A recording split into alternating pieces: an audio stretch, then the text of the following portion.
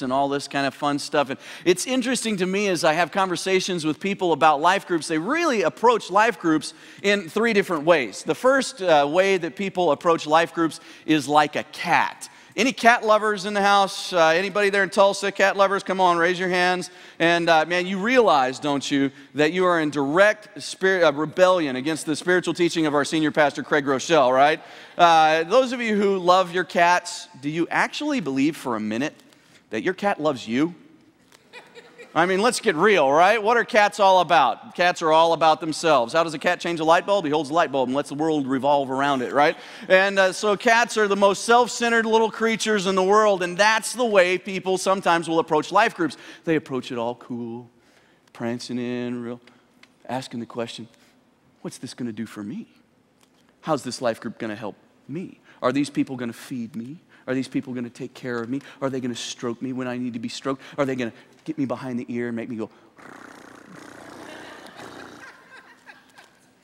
Now, we all know that cats, they want to be taken care of sometimes. You pet them and then, oh, it's a sweet little animal until the cat gets tired of you.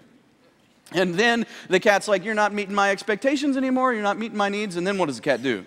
Walks off with its tail up in the air, showing you something you don't want to look at, right? I mean, it's just gross, and cats are pretty selfish, prideful creatures, and people will go to life groups, and they'll ask, how's this group going to affect me? What are they going to do to make my life better? And then once their expectations aren't met, they walk off with their tail in the air. And they're like, I just forget it. I don't need that anymore.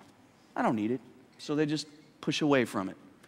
Second kind of person approaches life groups like a turtle.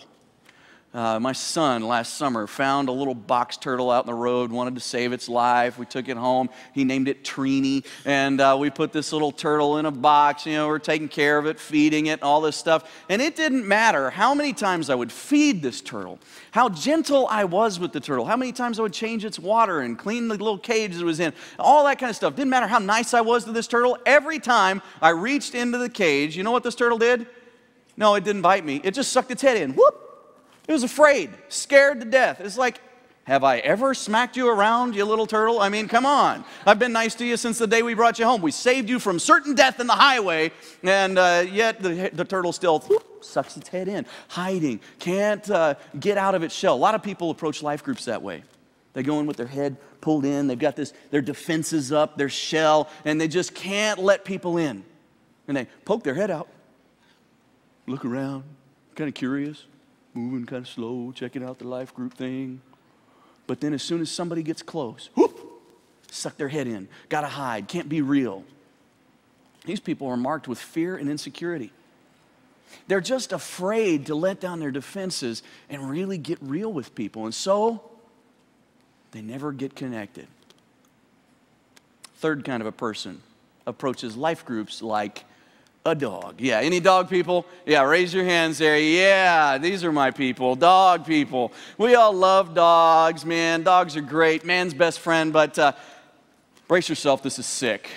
Have you ever noticed how dogs say hello?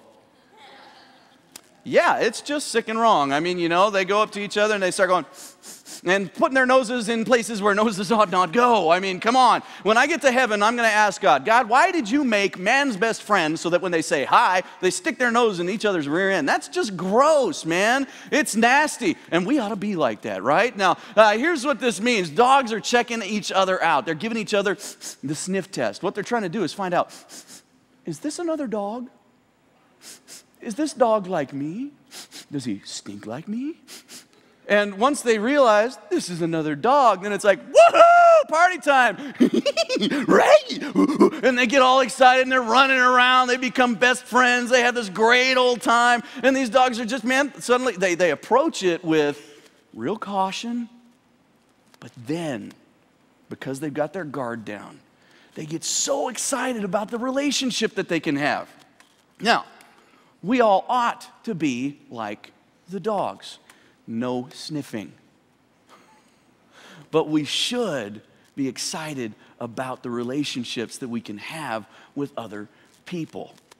Let me ask you to do something. Take your talk notes there. It says cat, turtle, dog. Circle the one that you tend to be the most like.